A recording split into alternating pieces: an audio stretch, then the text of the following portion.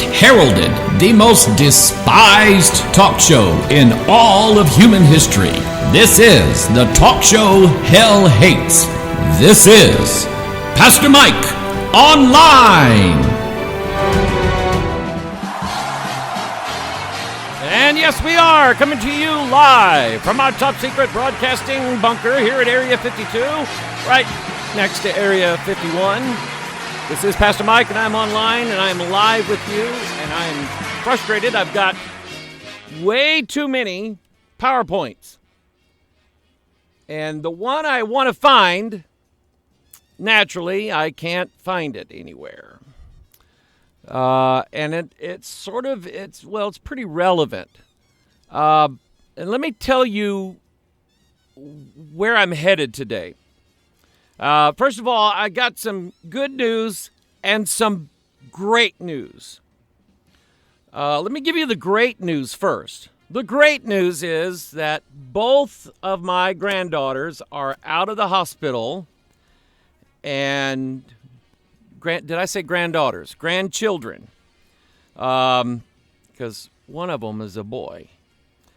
And we don't mix genders in our family. But anyway, they're all out of the hospital and doing well. They ran some tests on Graceland. You know, she has cerebral palsy.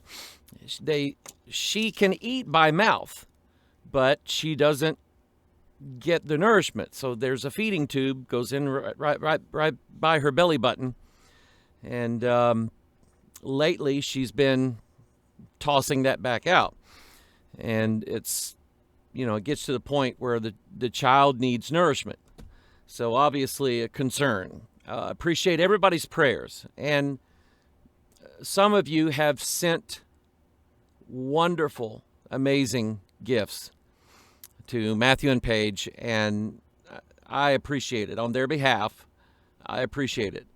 And then our daughter Courtney, with little Judah. Tragic accident. And she keeps reliving this now, which is hard. It's like even today when I think about being electrocuted, I don't like it. I don't like lightning outside. I go inside. I didn't used to, but I do. It's just a response that you have. And anytime you have had some form of very tragic trauma, it is hard to get that out of your mind, which is, we have Vietnam vets, who still react because of what they endured in Vietnam. And that's goes along with the Iraqi veterans, the Middle East things. My heart goes out to you. They come back, and most of them just turn to drugs or drinking or kill themselves. And they need help. They need God, but they need help. And God is always a good help. So just continue to pray for our family, and I just sincerely appreciate it. The lesser, to me, the lesser of the two good newses is I got an email today from the German production company that is putting together and filming a documentary series on UFOs. And they confirmed in the email today that they are going to film me this summer and have it as part of their documentary. Now, I don't know what direction their documentary is going with it. It doesn't scare me. I'm going to say what the Bible says, and as long as I stick with the Bible, then it's not my words that are taken out of context or not put in the right frame or what have you. They didn't do it to me. It's not my words. They did it to God. And that's what I've been praying for today, is that in that process, that I stick to the Word of God, which is where I'm headed today.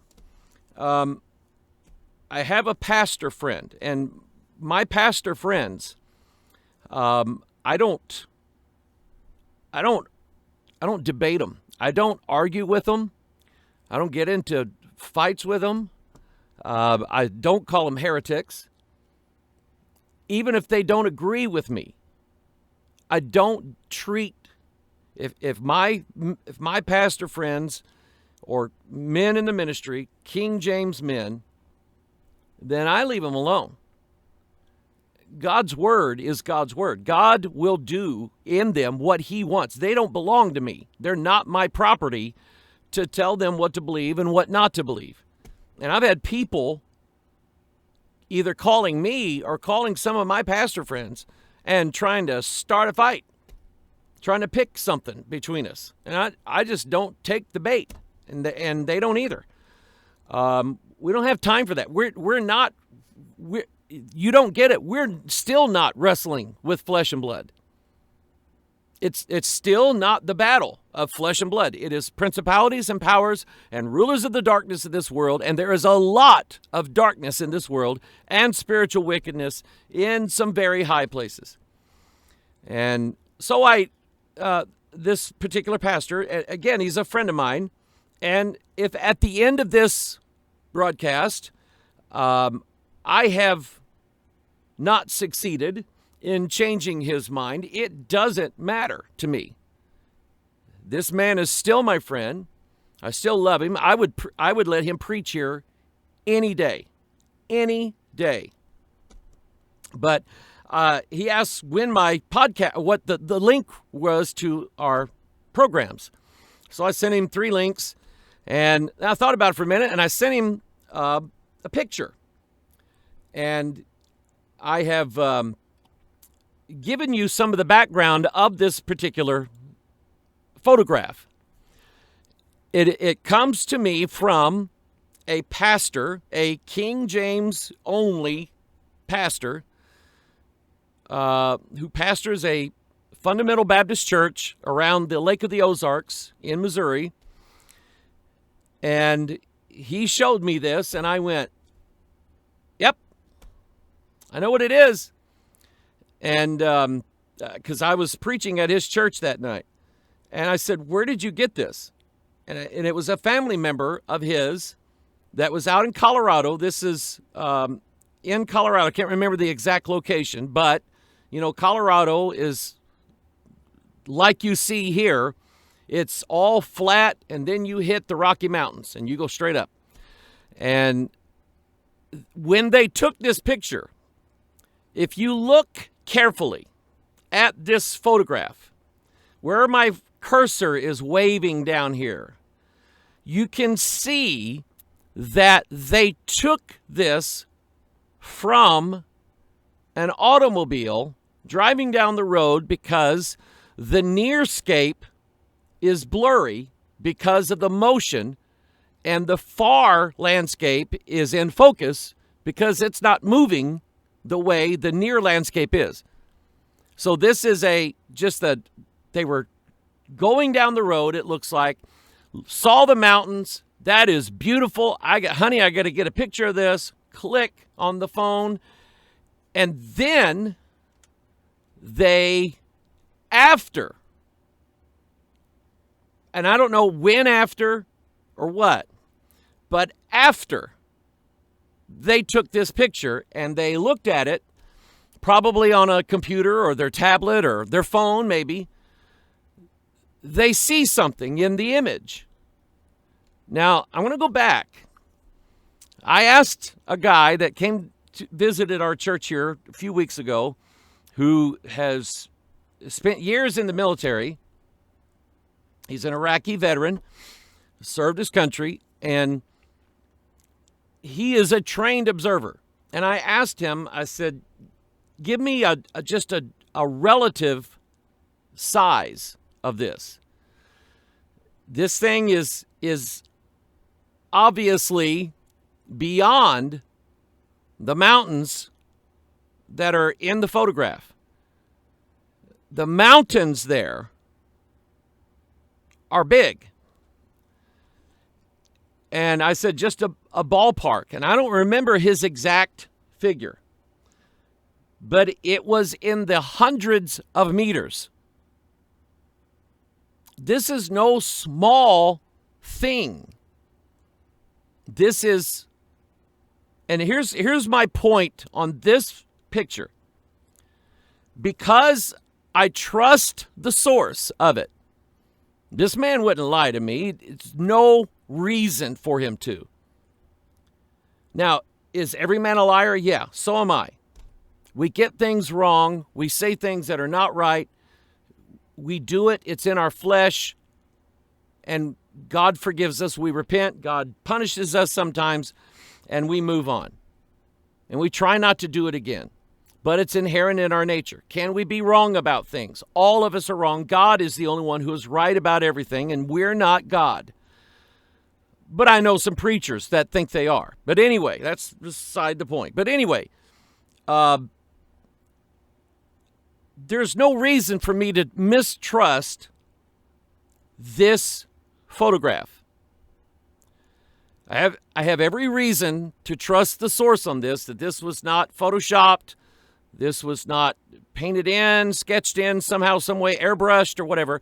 You can do a lot of things now with computers you couldn't do 20 years ago, 30 years ago. You just couldn't do it.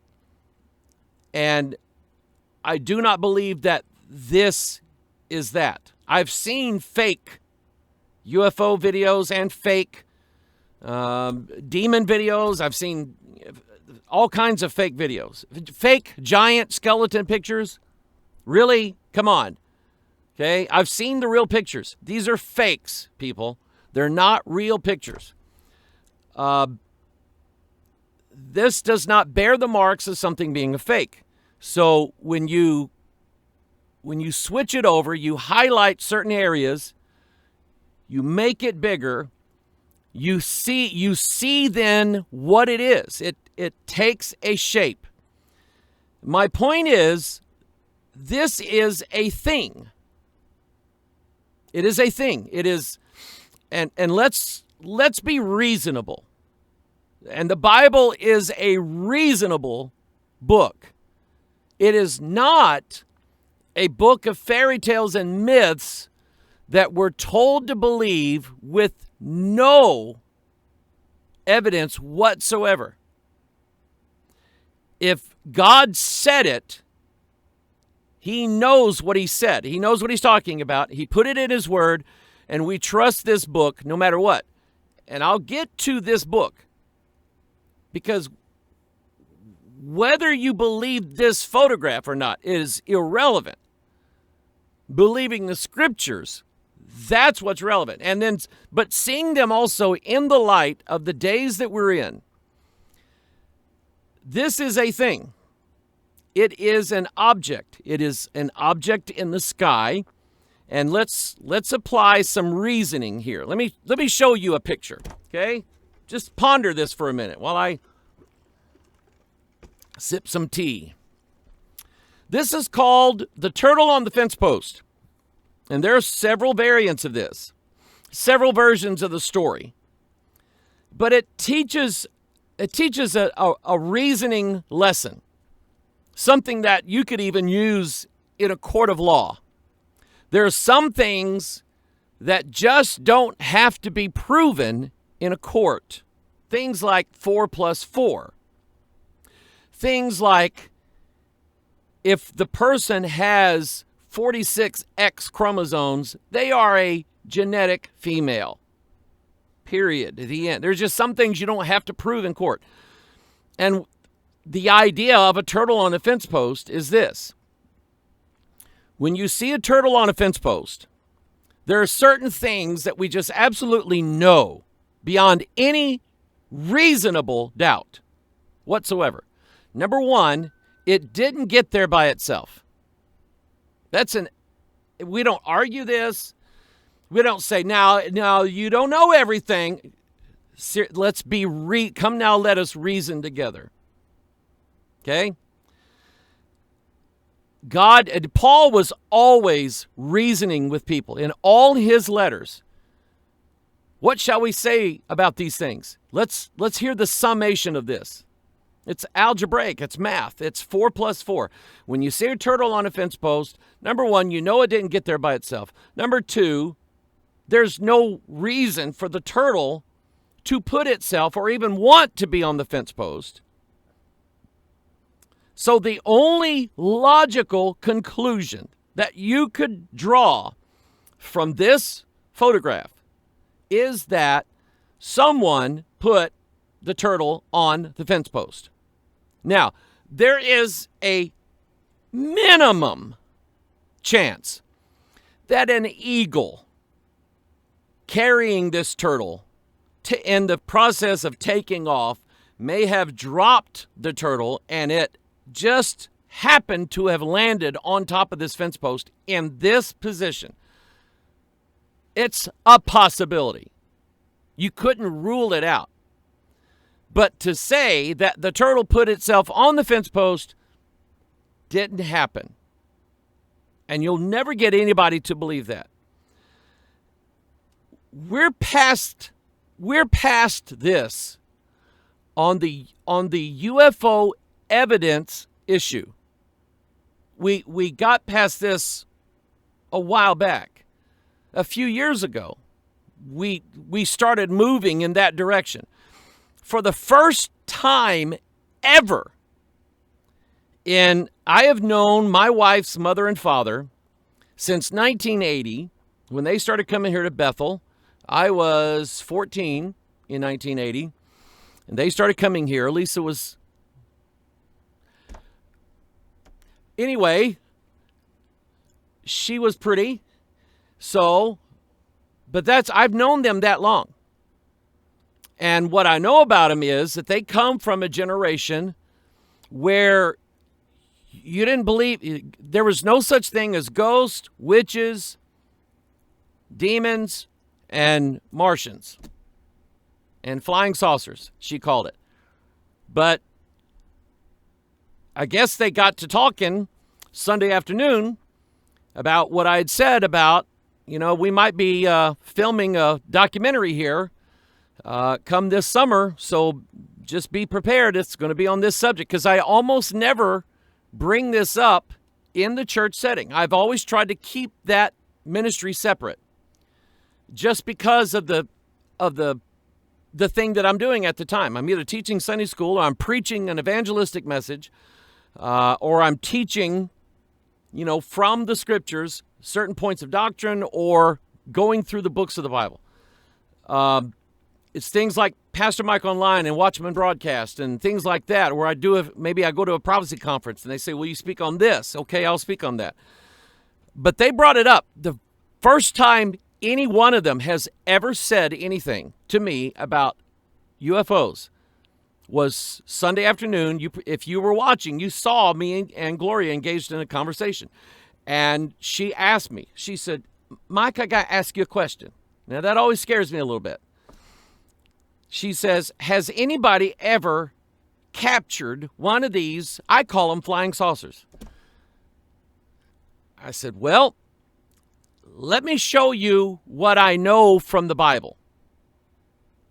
And she said, that's fair enough. And I gave them the scriptures that I'm going to show you. I didn't give them all what I'm going to show you today, but I gave them some of the simple points of here's what we have to do. Let's find out what is biblically possible. Because if you don't believe that turtle got on that fence post,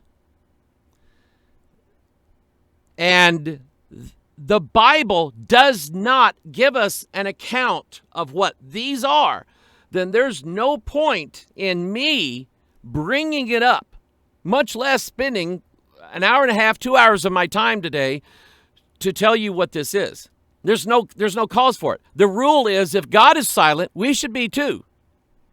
If God kept his mouth shut on something, we need to keep our mouth shut too. The question of, did Adam have a belly button? God didn't put it in the word. So who cares? What does it matter? That issue matters nothing. It's not even a question that God brings up anywhere in his word. And there's enough Bible verses here that there's enough real estate in this book. If God wanted it brought up, it would have been brought up in here. This is what we believe about our Bibles, that it is the complete record of everything. And God is not giving some guy or some gal in some church somewhere private prophecies. There is no such thing. It's the Bible, or let's go Catholic, shall we? So we have to ask ourselves, is this biblically possible? Number one, in other words, if we believe that Jesus Christ created everything that is, and he didn't create this, he didn't create this, then this doesn't exist. You see my point? If he didn't create this, and he didn't put it in his word, then I'm not going to waste my time with it.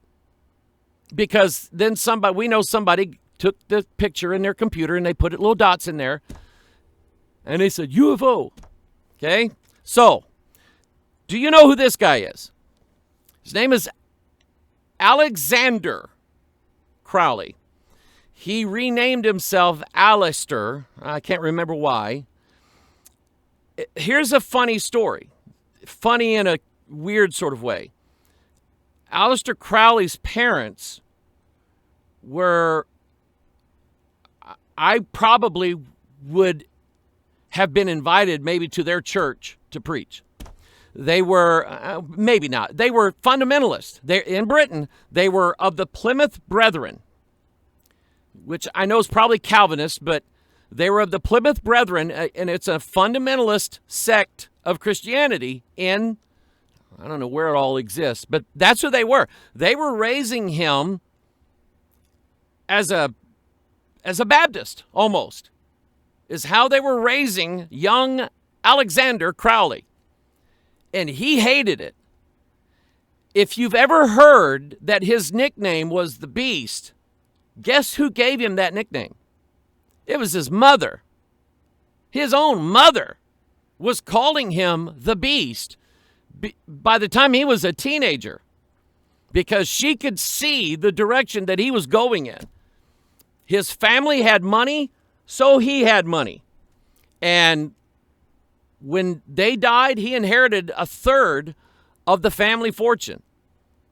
So people like that, they don't spend their lives getting an education so they can go out and get a job with it. They spend their lives getting an education on things that are a waste of time, but they're going to do it anyway because he wants to unlock mysteries.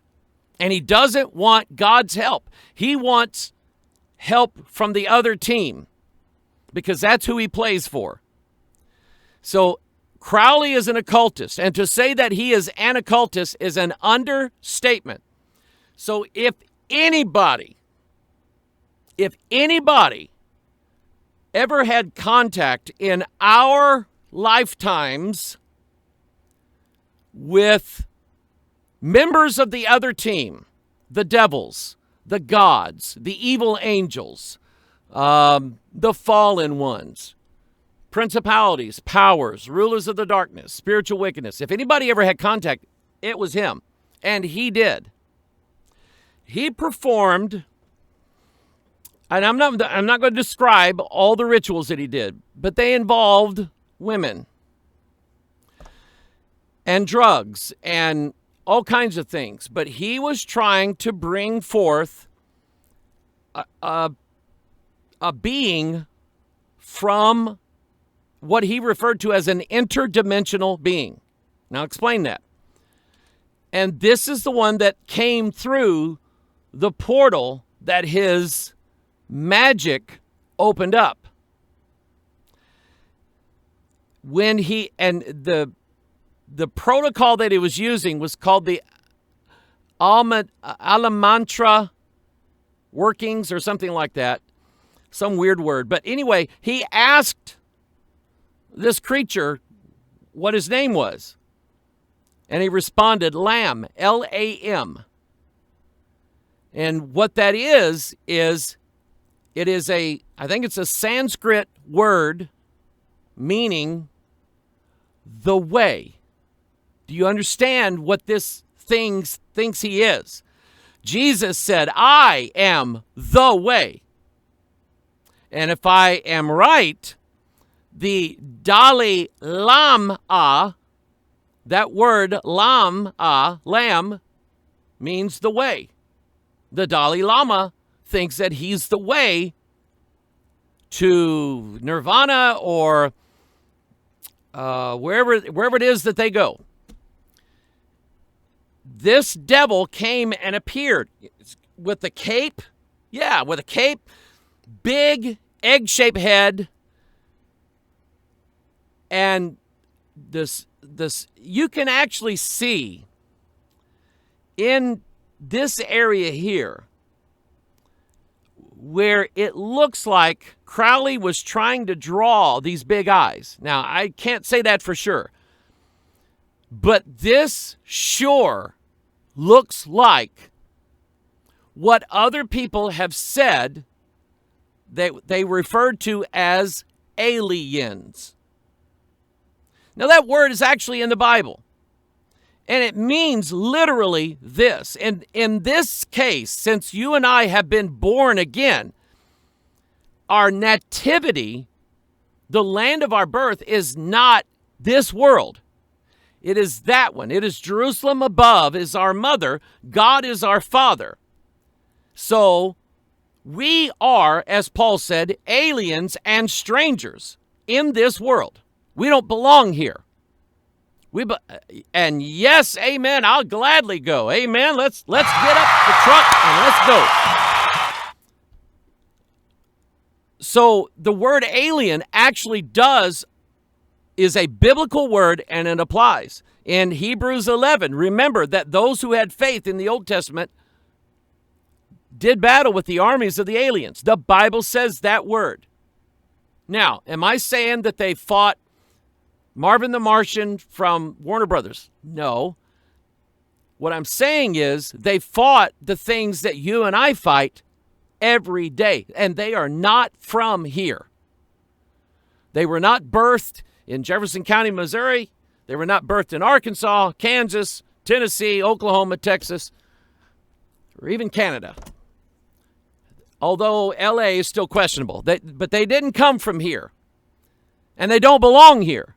This is not, God did not give them this earth. He gave it to us. And if you want to think of a good reason why they are coming here, to me, it is obvious. It's biblically obvious. Rule. Take over. These are the gods of the fourth kingdom. Now, I'm going to run through some of this fast because I have just a few pictures that I'm going to show you. This is the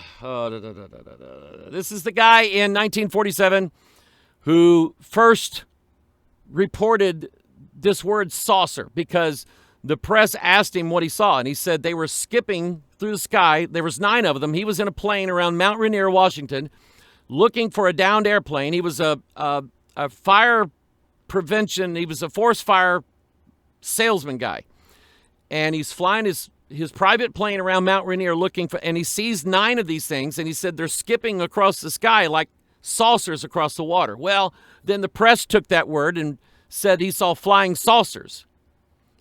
But he's actually, this is Kenneth Arnold. He had an artist draw a sketch of what he saw. And it's more of a plan form vehicle than it is a saucer shape. Okay? But that's what he saw. And then, of course, this is the McMinnville photo. McMinnville, Oregon. There's actually, I think, 2 or 3 photographs of this saucer.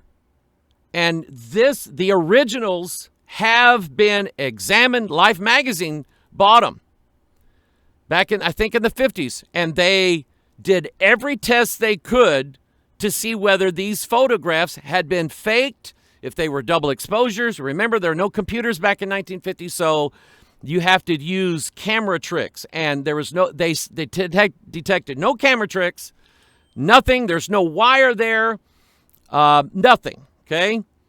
So this is a thing in the air that for now, let's say we don't know what it is, but it's a thing in the air. It's a turtle on a fence post. And the question is, why is it there? What does it want? And what's it doing here? Since we know that nobody that we know of made that. We know that. So why is it here? Where did it come from? And what's it doing? We're going to apply reason and logic instead of just feelings and emotions. Well, I feel it's like this. Okay? Again, the photograph on the bottom here. I mean, it looks like one of those old hats, right? There's actually, this is part of 3 photographs a guy took from his pickup truck. This looks like the old, this is the South somewhere. I can't remember exactly what it is. That looks like the old Route 66. That looks like a cotton field there. But he took 3 photographs of this object out from inside of his pickup truck. Again, the photographs have been examined, tested, but you can take photographs like this now and use Photoshop and the different filters in there to detect things that the eye wouldn't see, that the computer would. You could actually, if this was a thing hanging from a string, you could probably still see the string in the photograph to this day. Okay? Up on the upper left-hand corner, a triangular-shaped UFO being seen in a lot of places. The St. Louis Fox news station, KTVI, in the early 2000s, I think 2003, there was a massive one of these that was flying over western Illinois, just on the other side of the Mississippi River from us. I mean, just over the river from us. And at least 4 police officers saw it. They had the recordings of them describing this to their dispatch. There is an Air Force base over in Illinois, not too far from there. They called there. Hey, what you got flying out here? We ain't got nothing flying out here. The thing never made a sound. And we're talking about people now who are out patrolling and are looking for things that are not right, and they see one of these. Like I say, the Fox affiliate, KTVI, did a 30-minute news deal on this UFO, saying, what is it?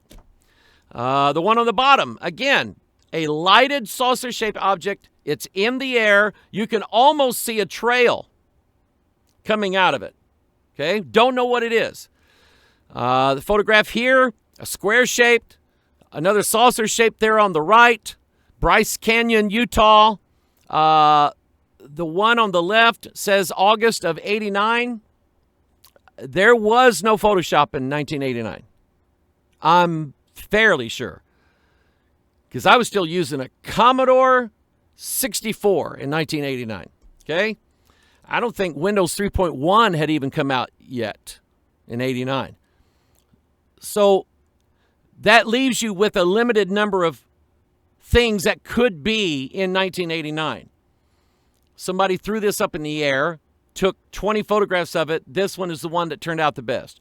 Or they have it hanging on a wire or something. Or it's a flying thing up in the air that we don't know where it came from. This, now, you want to get serious? This is serious. The people who have the best toys in the world to play with is the United States military. The photograph on the left is a leaked, classified photograph. It was leaked to filmmaker Jeremy Corbell. He does pretty good research, pretty good work. And he's been on all the talk shows now. He's saying the sad part is that people had to risk their careers and prison time leaking me these photographs when the Pentagon wouldn't release it. The story is, this is recent. There are at least 3 triangular-shaped UFOs in this picture. There was dozens of them in this event. They followed this ship for days, every night. They would go out and they could see them. They used, it's not the infrared, but it's the night vision that the military has. They use the night vision this is someone taking a photograph with their camera or their phone from a monitor that has a camera focused on them using whatever technology they use for night vision, and they're seeing these objects now. They ghosted them for days. One of our Navy ships. Okay? This story here is probably my favorite story because this reason. This primary school, elementary school in Zimbabwe, it was a mixed race school. You had white kids, black kids there, and you had biracial children there. And they're all getting along. There's 100 students at this school. And all of them speak very good English. I'm sure they have a native language, but anyway, most in Africa do. But anyway, all the children were out on the play yard. The teachers had a meeting with the headmaster. So there was a couple of adults from like the cafeteria watching the kids. 62 of the 100 children all told the exact same story. They saw a silvery disc come down from the sky, land in an area outside of their play yard called the bush. They're not allowed to go out there. And 62 of these children see these 3 little lamb-looking, little child-size humanoids coming out of this disc, this craft. This girl here, the documentary's finally coming out this year. I'm hoping it's out by now. But this young lady here said that when the aliens, the strangers, made eye contact with her, they put images in her mind. Now, is that biblically possible? Oh, yeah. Oh, yeah. Now, the serpent was more subtle than any beast. They were doing this to any child they made eye contact with. They were giving them scenes of the earth burning and apocalyptic terror taking place on planet Earth, and that those children needed to do something to stop what man was doing to the earth. What does it sound like to you? It sounds like Mother Earth worship, Gaia worship. Sounds like Mystery Babylon has her fingers on this because her spirit hates the fact that God gave dominion of this earth to man and not her boy Lucifer. Okay, that's biblical. You study Jezebel and Ahab. You find out who got Naboth's vineyard. Who got it? Jezebel did. She got it for who? She got it for Ahab.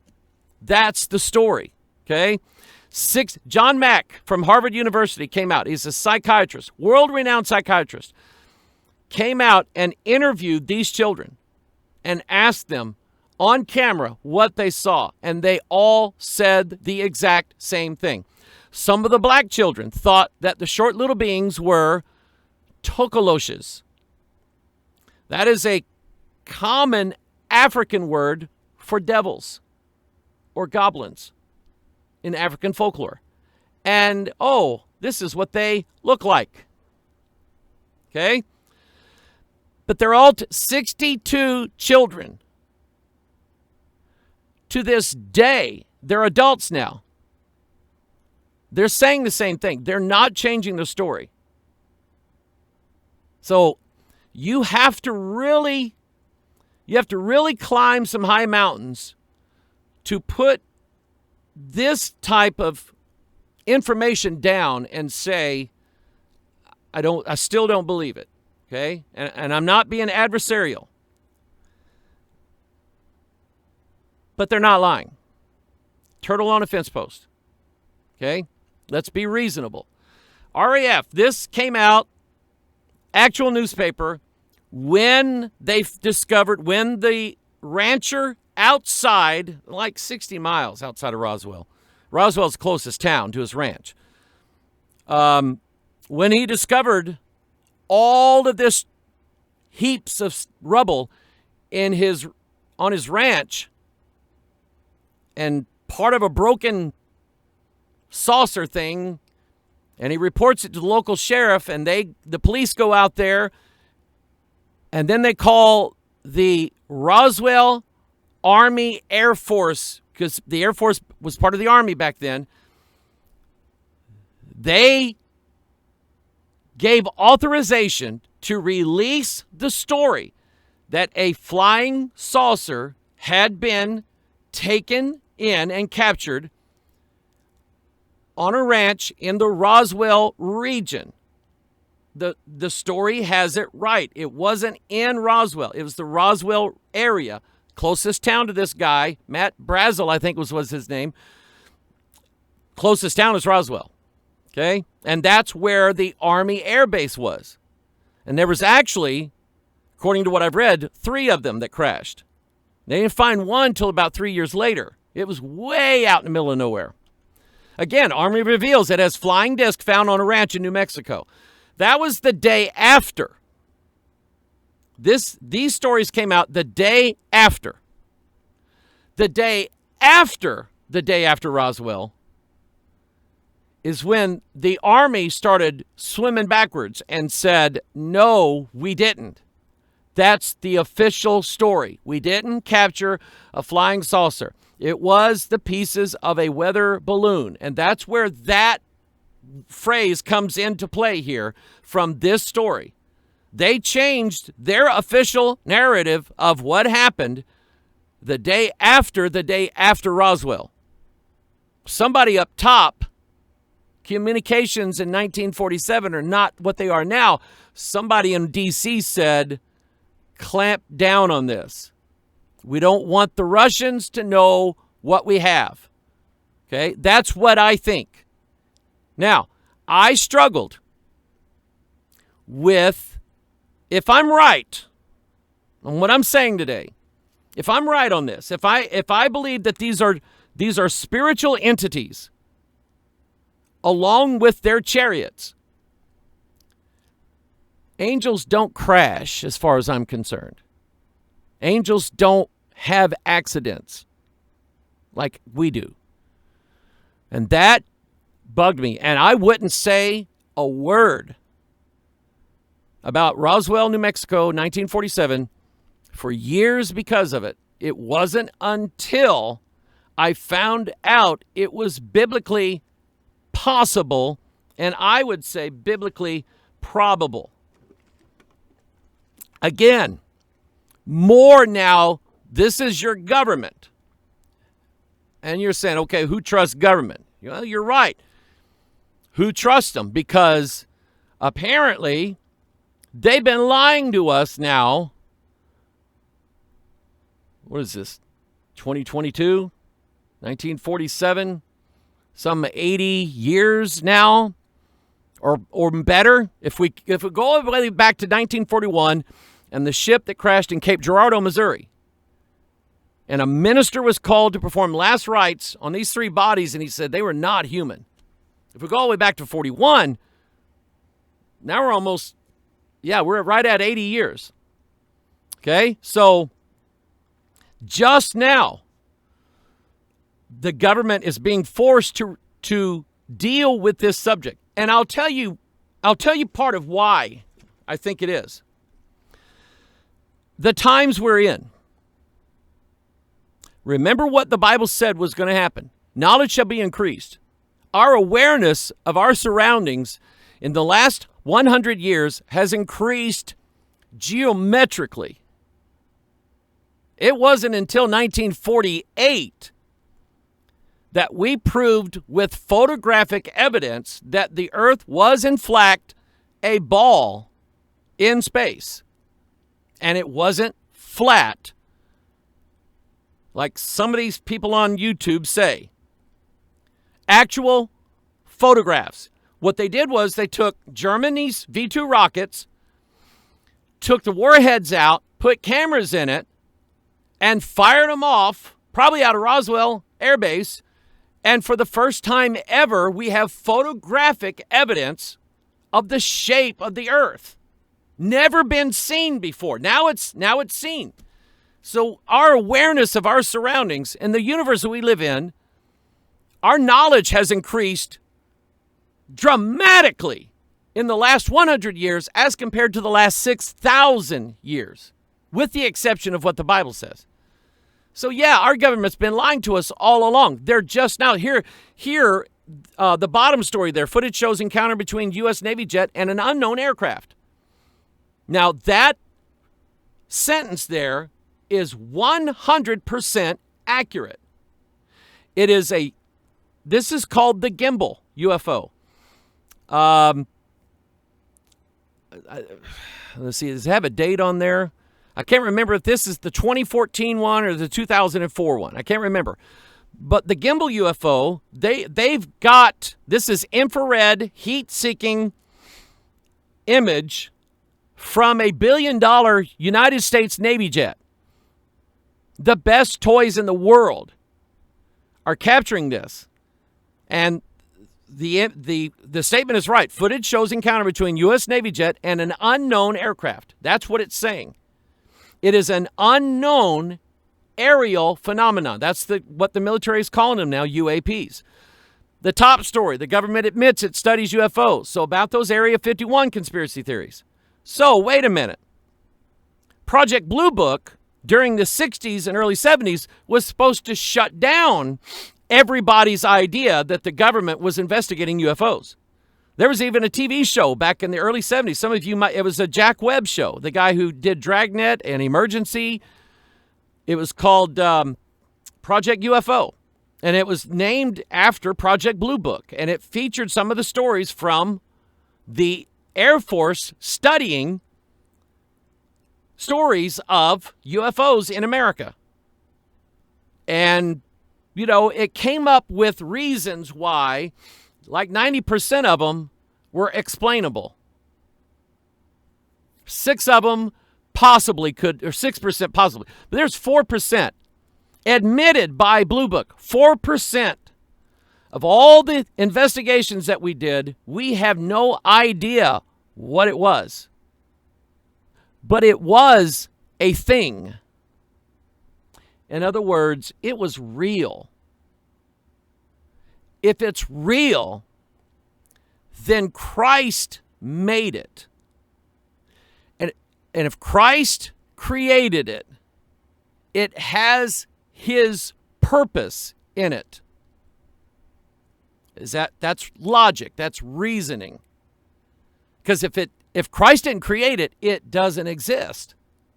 See my point? Okay. Here, Navy pilot. This is David Fravor. Okay, this is 2004. This is the gimbal. Off of San Diego. Actually, no.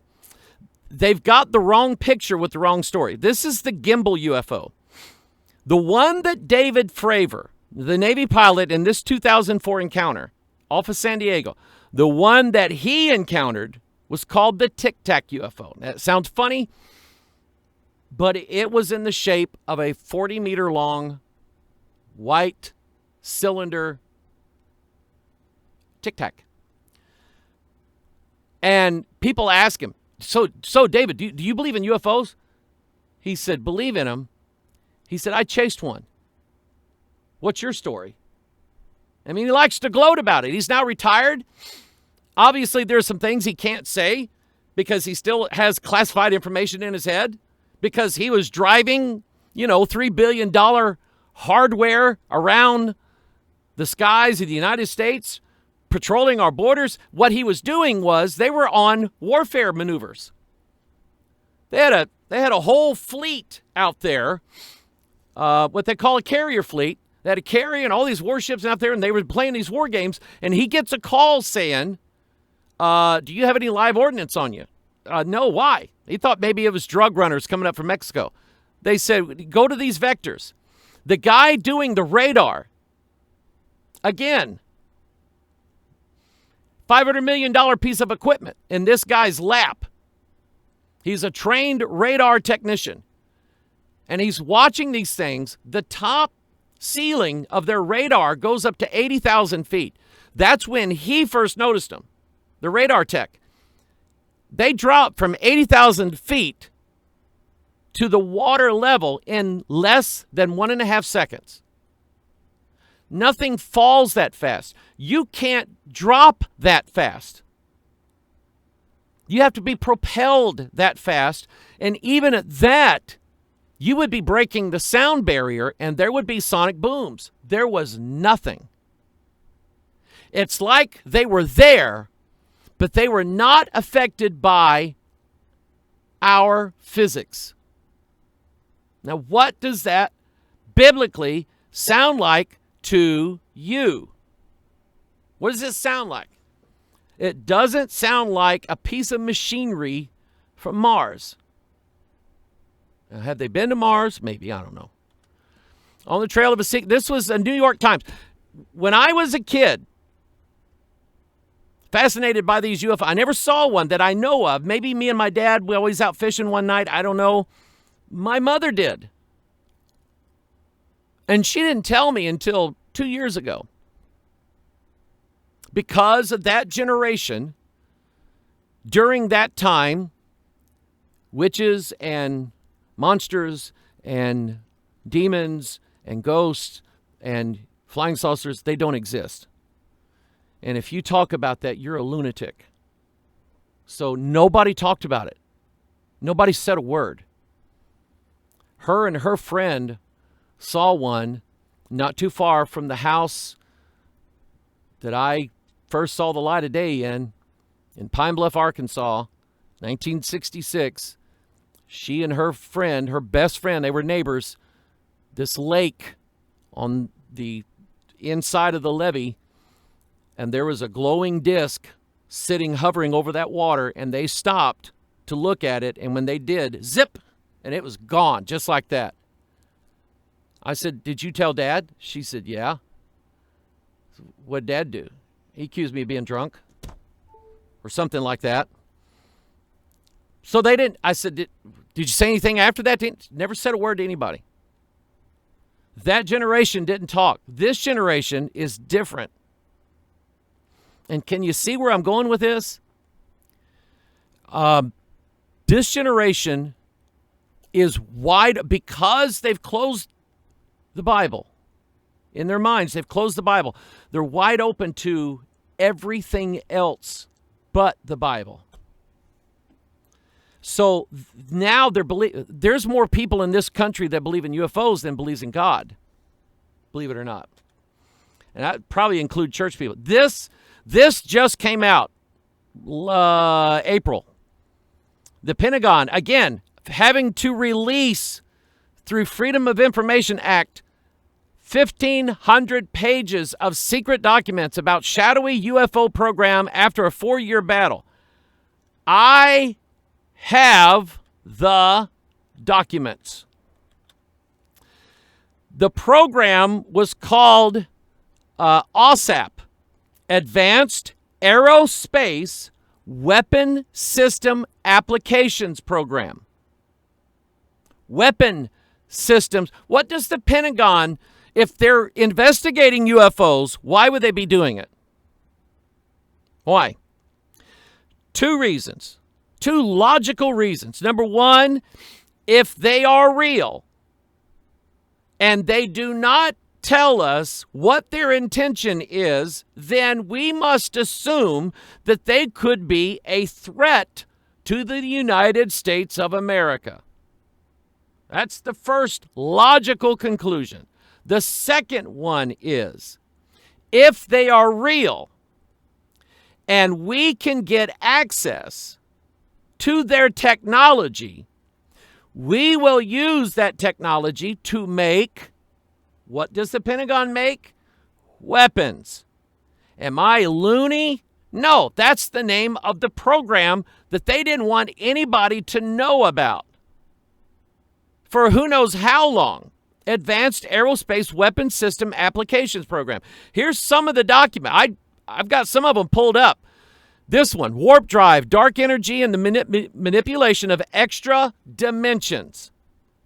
This is what the Pentagon has been researching And they had to declassify these documents and release them. It's the law. Now, I guarantee you, we're not getting the good stuff. Warp drive. What is that, science fiction? No, not anymore. Dark energy. You know what I think that is? The Bible, physicists talk about dark energy and dark matter because they can't see it. We don't have any instrument to detect it. But they say it makes up 80% of the total volume of the whole universe. We just can't see it. We can't detect it. We don't know what it is, but we can see the effects of it. I'll tell you what I think. It's what Jesus said in John chapter 3. The Spirit, the wind blows, but you don't see it. But do you see the effects of it? Sure you do. You see the trees moving. You see dust blowing around in the air. Now we see airplanes, we see kites, we see parachutes, we see all kinds of things in the air now. And we know now what that is. That's wind blowing these things around. The Bible talks about the thing that separates God from us. Dark waters. It's like the universe is an ocean. And it's full of living creatures, is it not? Am I wrong on that? No, I'm not. And they can see the motions of the things in the universe. They can detect it, but they don't know what's moving it because it's dark. And God always used a barrier to separate himself from us, or we'd be dead. Here's another one. Positron aerospace propulsion. This is Star Trek stuff. The space communication implications of quantum entanglement and non-locality. You know what they're saying in this article? They're saying if we use lasers to communicate to Mars, it'll take 10 minutes. So naturally, we can't communicate with some robot on Mars in real time and ask it to do what we want right at this second. But if they can figure out how to use quantum entanglement, and I'm not going to explain that right now, but if they can use quantum entanglement, they can communicate in real time with any point in the universe. Any point in the universe. That's what this article says. Here's this one. Anti-gravity for aerospace application. Anti-gravity. Things that gravity doesn't affect. Doesn't exist that we know of, but yet they're researching it. Here's another one. This will blow your mind. Metamaterials for aerospace applications. You know what metamaterials are? They're material. It's a Pentagon word for materials that did not come from this planet. Simply put, it is materials that are not made on this earth anywhere. When you read the article, you find out that obviously they have some. They have metamaterials that were not made on this earth. Okay? And they know by the number of electrons. Something like that. Concepts for extracting energy from the quantum vacuum. In other words, from nothing. You know what that sounds like? Sounds like a power that God has. How did God create the universe? From nothing. Okay? So, I mean, this article here, they're talking about alien first contact could destroy religion. And I've said this. It will. It will destroy everybody's view of everything except one group.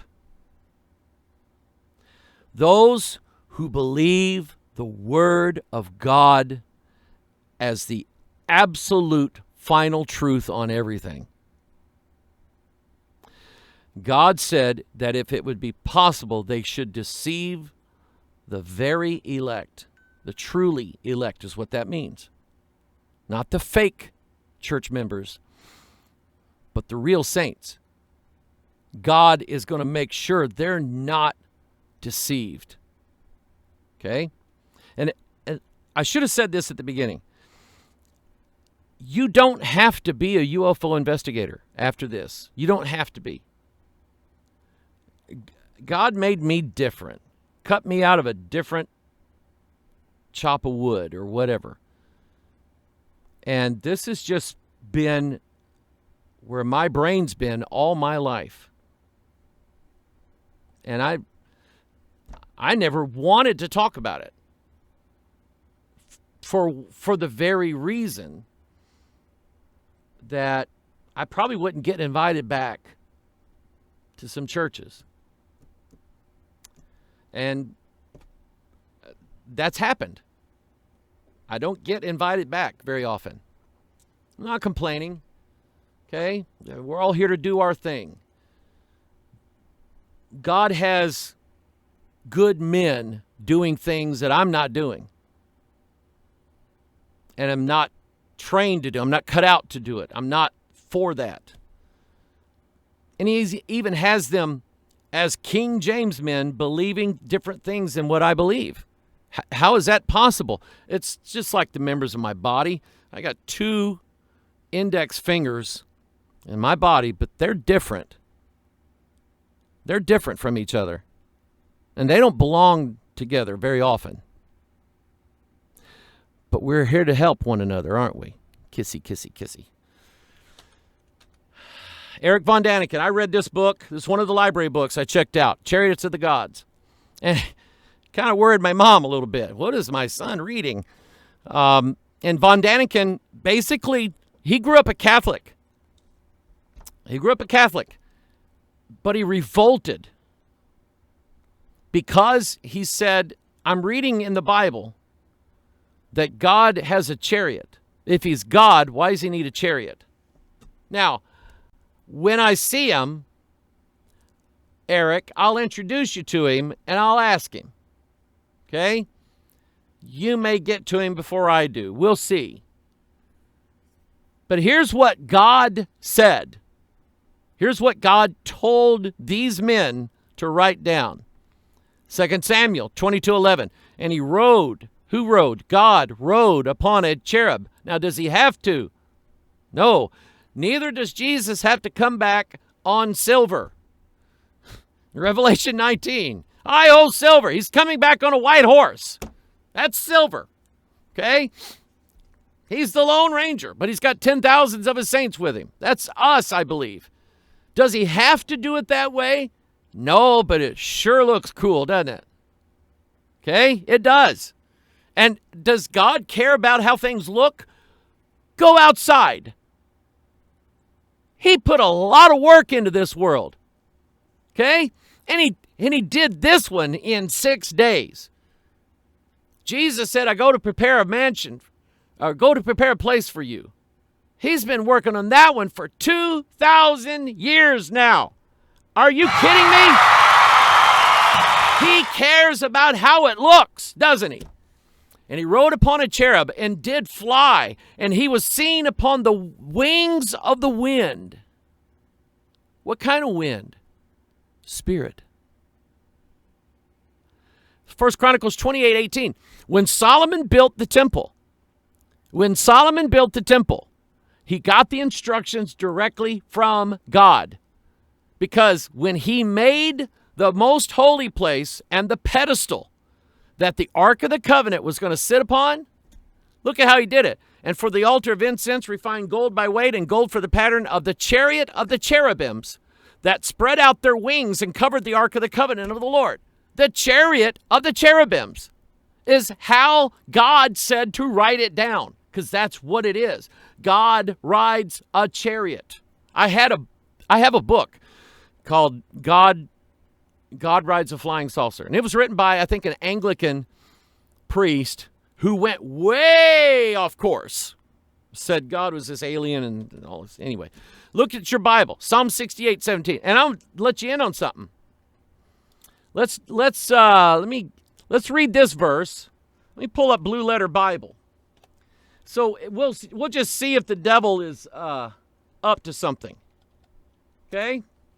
We'll just see if he's up. Read this verse. The chariots of God are 20,000, even thousands of angels. We just read this one.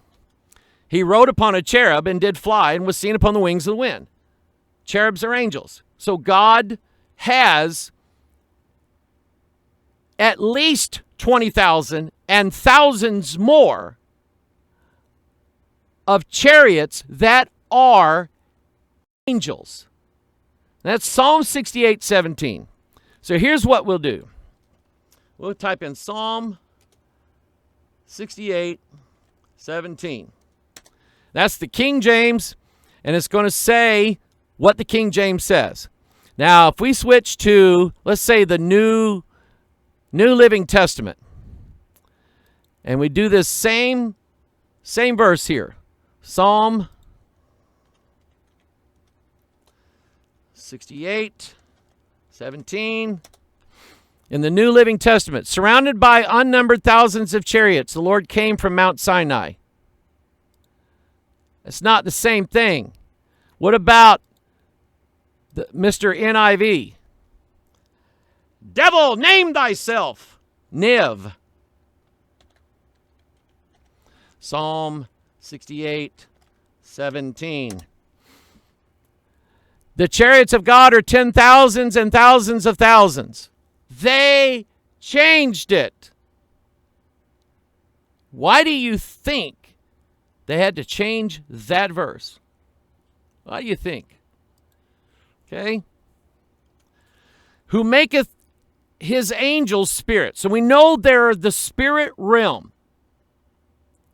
And this is what I'm going to explain the way I feel led now in this documentary that's coming up. This is how I'm going to explain it to a world that doesn't. I'm going to pretend they don't know the Bible.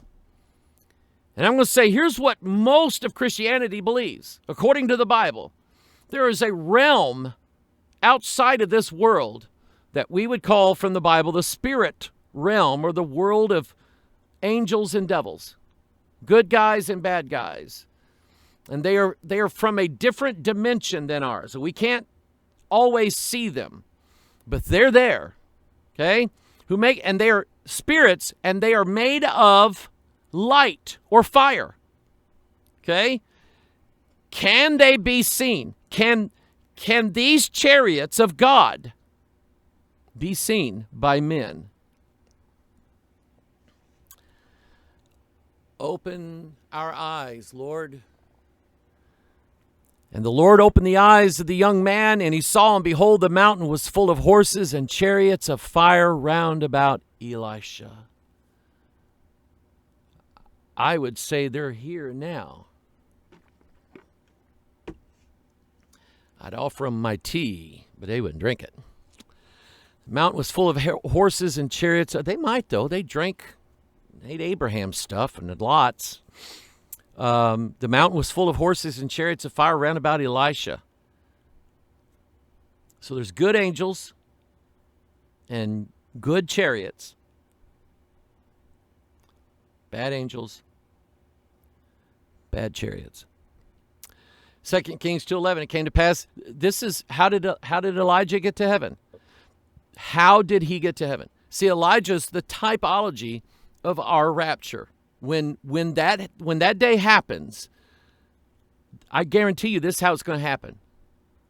You may have a completely different cartoon drawn in your mind of how the rapture is going to take place, but I'll show you how the Bible says it's going to take place. And it came to pass, as they still went on and talked, that behold, there appeared a chariot of fire and horses of fire. So what were they?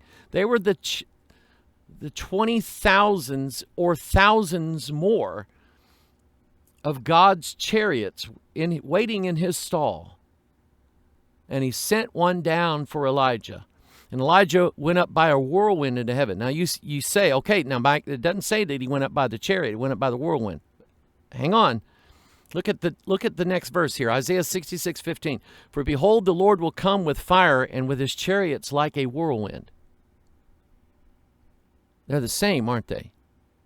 The Lord will come with fire because he's coming with these chariots of fire and horses of fire. You know how I know? Zechariah 6 and Revelation 6. The horse and his rider. The 4 horsemen are spirits made of fire.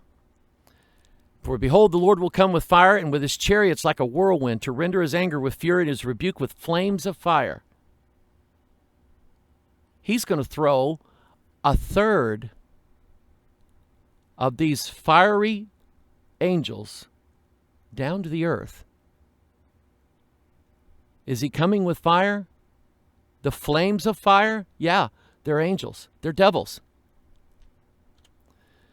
Now, here's your Savior describing your rapture in detail. And he shall send his angels with a great sound of a trumpet, and they shall gather together his elect from the 4 winds. 4 wind. That number's important. I don't know if I'm going to have time, but that number's important.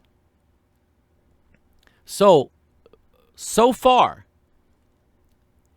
does it lie within the realm of biblical possibility that there are spirit chariots in the realm above us? Yeah. They're in no uncertain terms. Does the Bible say this? In no uncertain terms. If you stick with the King James, the chariots of God are 20,000, even thousands of angels. You get out of the King James, that's your first mistake. Just don't let it be your last. Now Ezekiel came way after Solomon, didn't he? Solomon then made this by inspiration of God. Ezekiel saw it with his own eyes. And I looked, and behold, a whirlwind came out of the north. The whirlwind and the chariot are part of the same package. You got 3 verses now that told you that. 2 Kings 2:11, Isaiah 66:15, and Ezekiel 1:4 and 5. 3 witnesses is enough to be reasonable, okay? And a great cloud and a fire enfolding itself, and a brightness was about it. Now, what is it about UFOs and dark and brightness? It's like they don't want to be seen, but they want to be seen. Also out of the midst thereof came the likeness of 4. There's that number again.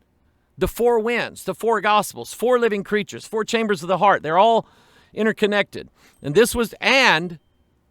the 4 devil groups: principalities, powers, rulers of the darkness of this world, and spiritual wickedness in high places. 4. If there's 4 on the good side, there's 4 on the bad side. Remember Nebuchadnezzar, when he had his dream, he had his astrologers, his Chaldeans, his magicians, and his soothsayers. He had 4 guys, 4 groups of guys that were his counselors, and they were all occultists, like Aleister Crowley. They probably talked to Lamb last week, all right? But then you had Daniel, Azariah, Mishael, and Hananiah. Shadrach, Meshach, and Abednego. 4 on the good side. And who figured out the secret? The 4 on the bad side? No, they had no clue what was in Nebuchadnezzar's head. The 4 on the good side did, because they asked God to reveal it to them, and God did. See, when God finally wakes you up, whoever you are, it won't be me that did it. It won't be me. I won't take the credit for it. It'll be just how God woke me up to this Bible. It was God alone and no man. Okay? I like it that way. And this was their appearance. They had the likeness of a man. In other words, humanoid. They 4 had the face of a man. They had 4 wings. 2 wings were joined together to another, and 2 covered their bodies. So they basically made a box with their wings. The 4 angels, the 4 cherubs, made this box, just like the Ark of the Covenant, made this box with this crystal sea on it and a throne where the likeness of the Son of Man sitting on it. Okay? I'm moving through this fast, but you read Ezekiel 1. As for the likeness of the living creatures, their appearance was like burning coals of fire. These chariots, they want to be seen. They are seen. And I have another theory, too. It's just a theory. Because I just read another article this morning about a family in the UK. They took a picture of the daughter took a picture of the ocean as they drove by with her phone. And then now all of a sudden she's looking at the picture, and the picture's got a UFO in it. She looks out there. There's no UFO out there. You see, the way they make these cameras now, and these phones and these cameras, these professional cameras, they're not made like the human eye. They can see things that we can't see. They can detect things that are there that we can't see with our eyes. Are there things that we can't see with our eyes? Yes. We don't see them every day, right? Okay, and I think technology is opening up a world to us that we never saw before. And I think it's deliberate. I can't prove it. But anyway, now look at what the creatures did. Remember the radar guy that said they came from 80,000 feet to sea level in less than 1.5 seconds. And the living creatures ran and returned as the appearance of a flash of lightning. Boom. That fast. They don't follow the rules of our physics, do they? No, they don't, because they're not from this physical plane. Spiritual realm, 4th dimension. Okay? Now, as I beheld the living creatures, behold, one wheel upon the earth by the living creatures with his 4 faces. Dr. Stephen Greer, medical ER doctor, brilliant guy, absolutely possessed of devils. He is leading this movement across America for the government to spill all of its beans about UFOs, and he did the Disclosure Project in 2001. He got a Hollywood actor to come out and be the spokesman. He got all these people from NASA and the military who told about their encounters. There was a guy, and he's still alive. I saw him at MUFON last year. The guy's he's telling the story, what happened to him in the 60s. He was at a nuclear base in, I think it was Montana, and a UFO shut down all 10 of their missiles. Shut them down. That has happened multiple times. So, where was I going here? Anyway, the appearance of the wheels in their work was like unto the color of a beryl, and they 4 had one likeness, and their appearance and their work was as it were a wheel in the middle of a wheel. Here's what I was saying. Stephen Greer practices occult rituals, and he actually teaches people how to do it.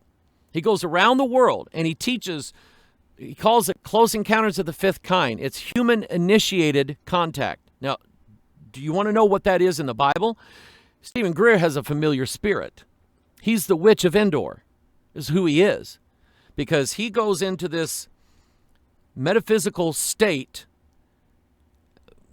that's west of New York. Anyway, he goes into this metaphysical state, and he calls in these UFOs. There are videos of him with a group of people at the beach or out in a forest somewhere on a mountain, in the desert, any place where man is not. Think about it. And they all go into this metaphysical trance, and they call in these UFOs, and they show up on camera, on video camera. They show up, these big lights way out in the ocean. He's calling them in. You know what he practices? He practices a form of Jewish mysticism called Merkaba. Merkaba. You know what that word means? Chariot. It's the word used in your Hebrew Bible, translated as the word chariot. He literally practices the very form of familiar spiritism that he calls in a very particular kind of devil. A living chariot. Living chariot. Because the angels are the chariots. And that's hard to wrap our heads around, but the angels are the chariots. And look at this. The wheels were lifted up over against them, for the spirit of the living creature was in the wheels. What does that mean? It means that the wheels were as alive as the angels were. And whatever the angels wanted, the wheels responded. And that's part of the working that these occultists like Crowley and Stephen Greer, and listen, we had a choice to either go to Roswell. There's a UFO convention in Roswell the first part of July, or go to the cerebral MUFON convention. I'm staying away from Roswell. Roswell is going to be, and I told this German film crew, because they're going to Roswell, I said, you're going to run into some wacky, weird, fruity people. It was bad enough at MUFON. There was some Baptist preacher there last year that was giving out videos to everybody. What was he thinking? For the spirit of the living creature was in the wheels. Now, the reason why they're using this number 4 all the time in these verses is that the Bible is describing this fourth dimension. And I got to run through this quick. But Paul called it out. He said it's breadth, length, depth, and height. Height was the fourth direction. And we don't know where that is. We can point and say breadth and length and depth. We can do that. We can show 3 dimensions with our hands. But I can't point to you the fourth direction, the fourth spatial dimension. But I chase that word down, height. Job 22, is not God in the height of heaven? Where is he in relation to us? There's the earth, the first heaven, the second heaven, and the third heaven. That's where he is. And behold the height of the stars, how high they are. The stars are in there too. And what are stars? What are they really in the Bible? Angels. For he hath looked down from the height of his sanctuary, from heaven. The Bible's defining it for you. Heaven is that dimension that they live in. But a third of them is going to get kicked out. So now we're fighting principalities, powers, rulers of the darkness of this world, and spiritual. See the word spirit? Wickedness in high places. There are enemies, brothers and sisters. These things that are taking over the minds and the consciousness of people all over the world. It's not just an American thing. They're everywhere. And they're taking over the minds and the consciousness of people around the world. And we're on the other team, or supposed to be. Now, one thing I know. They found, 1947, I don't know how many things happened in 1940. Israel became a nation. Roswell happened. They found these Gnostic texts in Nag Hammadi, Egypt in 1947.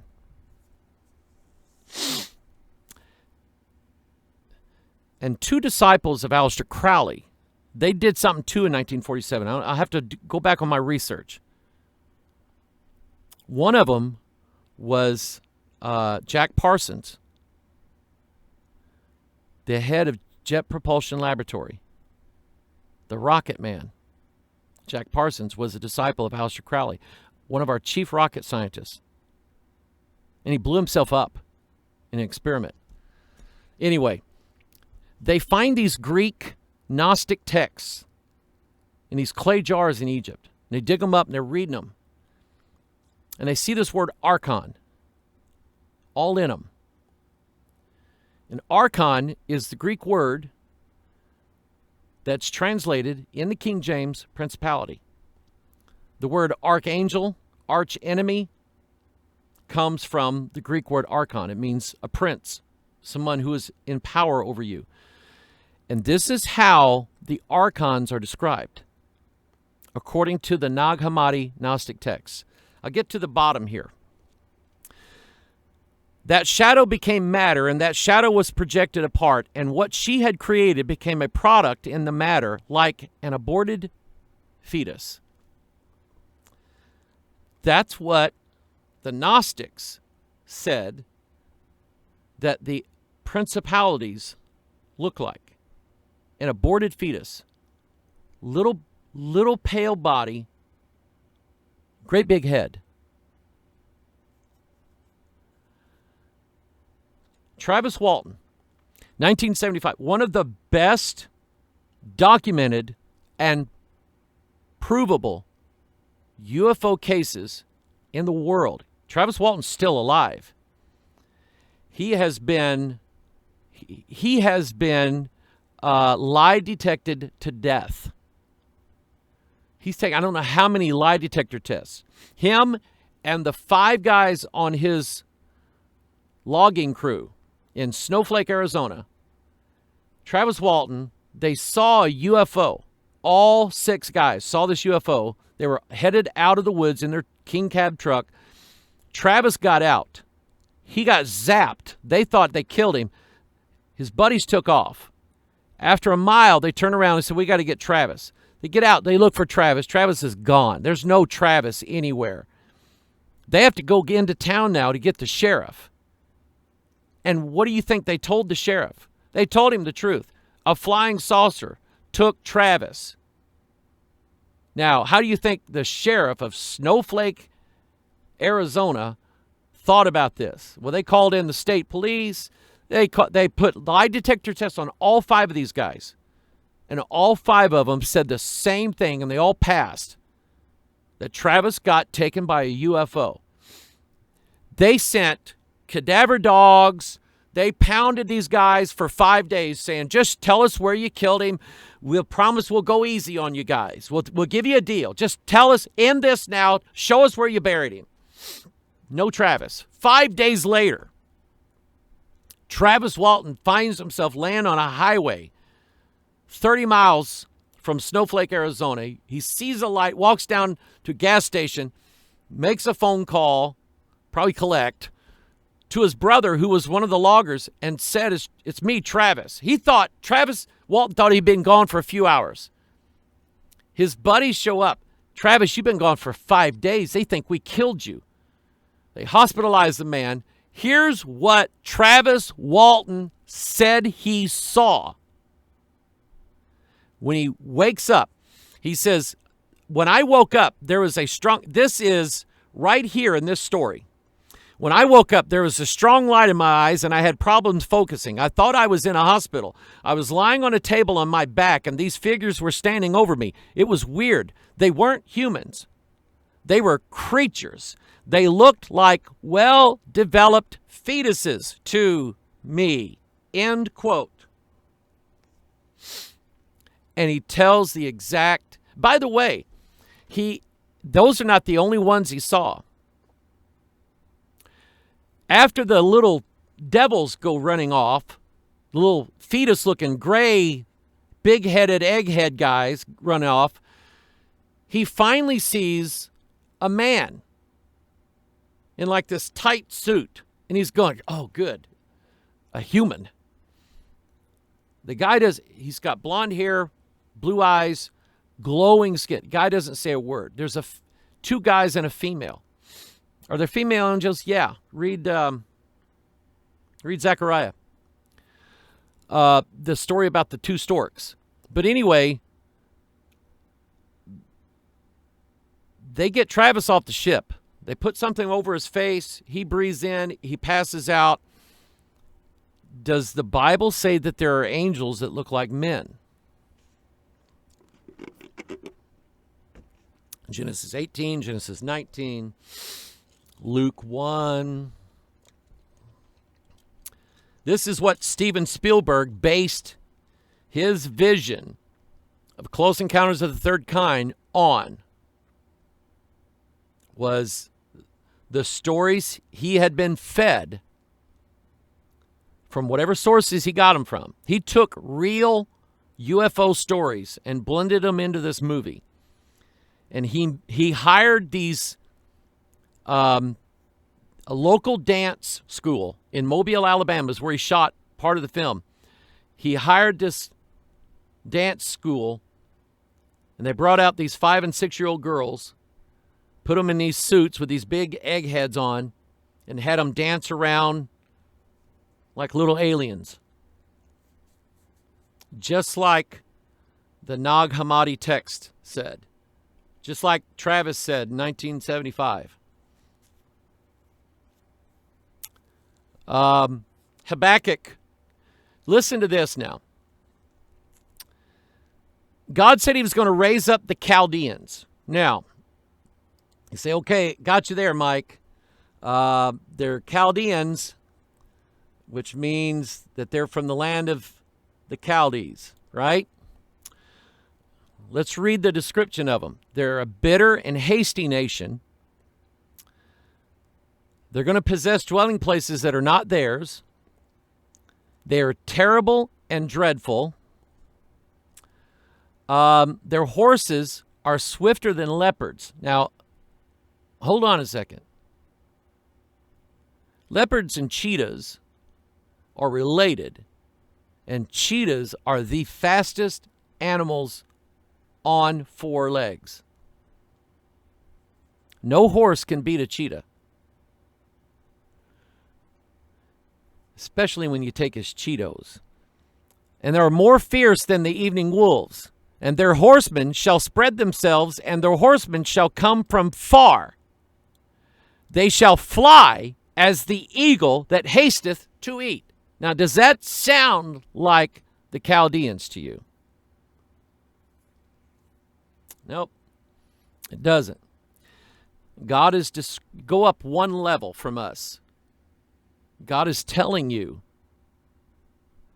that this nation that he created for this purpose. You read the Bible, read the prophecies of the Old Testament. God created them for this purpose.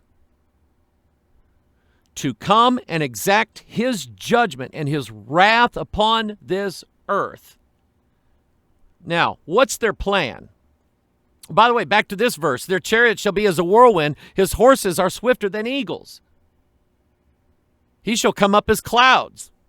He's talking about an army coming from the north. There's no country in the North Pole. I checked. There's no land up there. God came from the north, remember? Study the north, especially in the book of Jeremiah. And think of it as the entrance to the heavenly realm, the portal. What's the only star that doesn't move? The only star that never moves, North Star. Here's their agenda. The sons of God are angels. It is no argument. I can prove it beyond any doubt, beyond any reasonable doubt. I won't say any doubt, any reasonable doubt.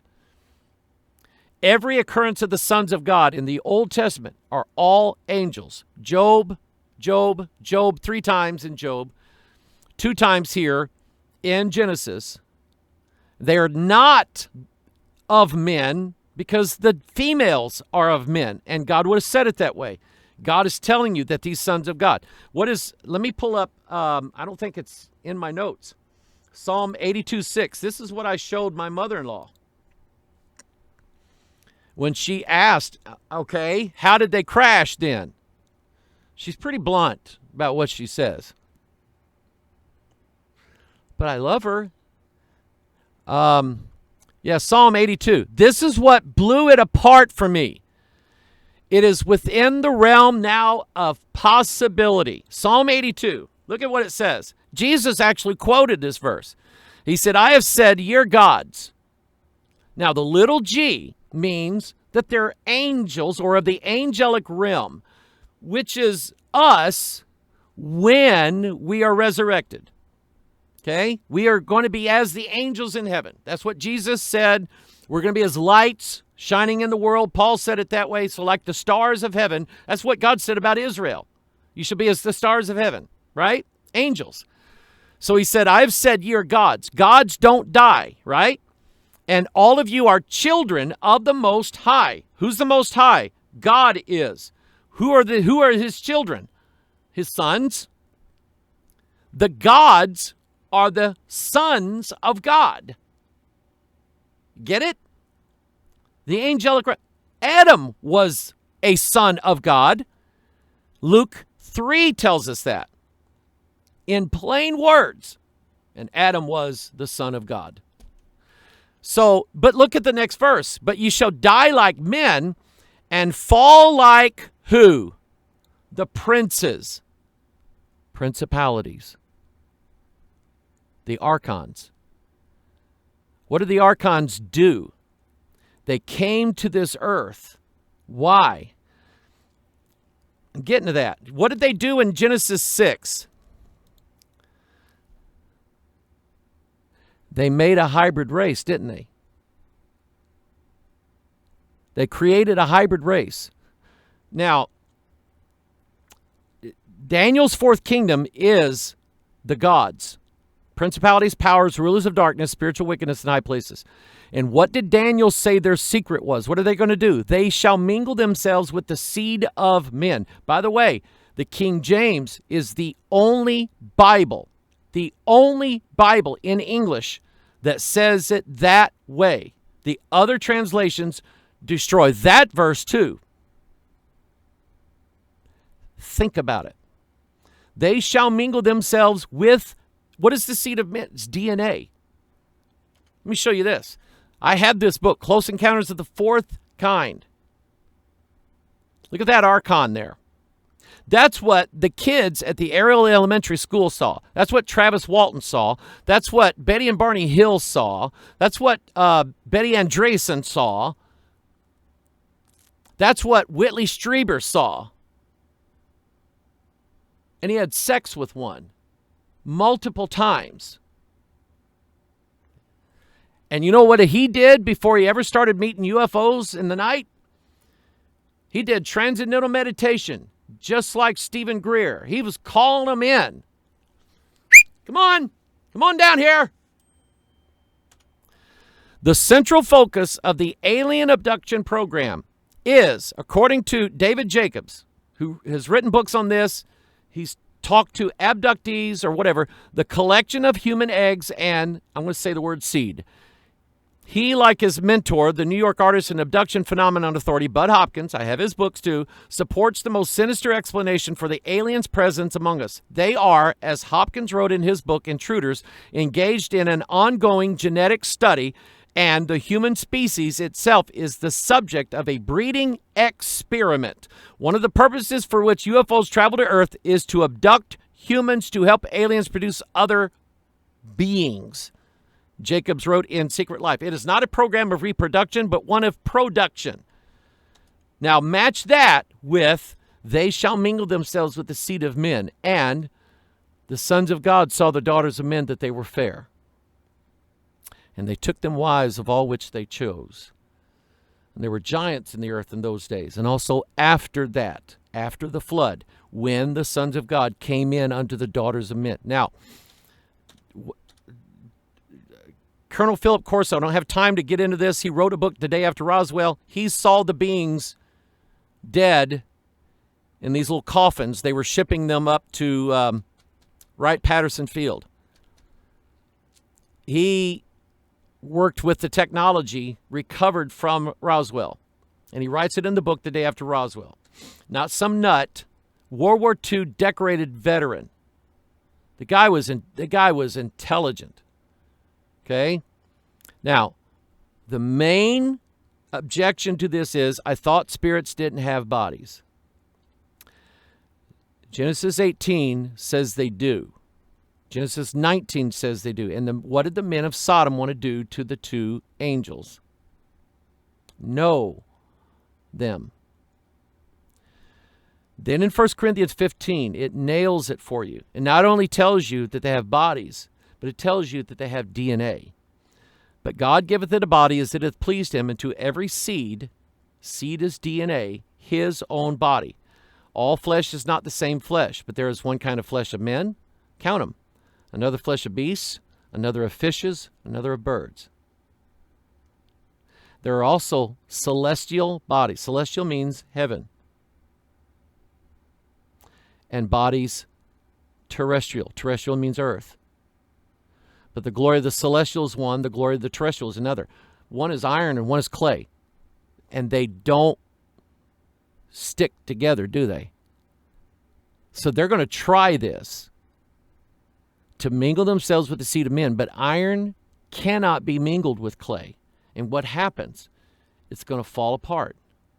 That's how we know the devil's plan will not work. It will not succeed. Because it's standing on, the whole image that Nebuchadnezzar saw is standing on its weakest part. And what is its weakest part? Humans. Clay. And all the stone that was cut without hands has to do is target the feet, the 10 toes, the law. And once he hits those, the whole thing turns to dust. And it's over. Forever, it's over. That's the plan. I've put my name on this. I've put my reputation on this. I'm going to put my image to this summer. If God continues to work it out, if he opens this door, I'm going to walk in it. For good or bad, I serve at the pleasure of the Most High God. And if he opens the door, I'm going to walk in it. And we'll see how it turns out. Okay? You pray about it. Don't make any choice based upon anything I said. Jeremiah 33:3, call unto me, and I will answer thee, and show thee great and mighty things thou knowest not. I love you. I love you. Y'all are my friends, okay? And I want to keep you as my friends. You can think of me as the weird guy, the UFO pastor. I'm not going to hide that anymore. I'm out, baby! Okay? It's within the realm of biblical possibility. Now you have to ask, is it probable? If Jesus made it, he made it for a reason. I love you. We'll see you.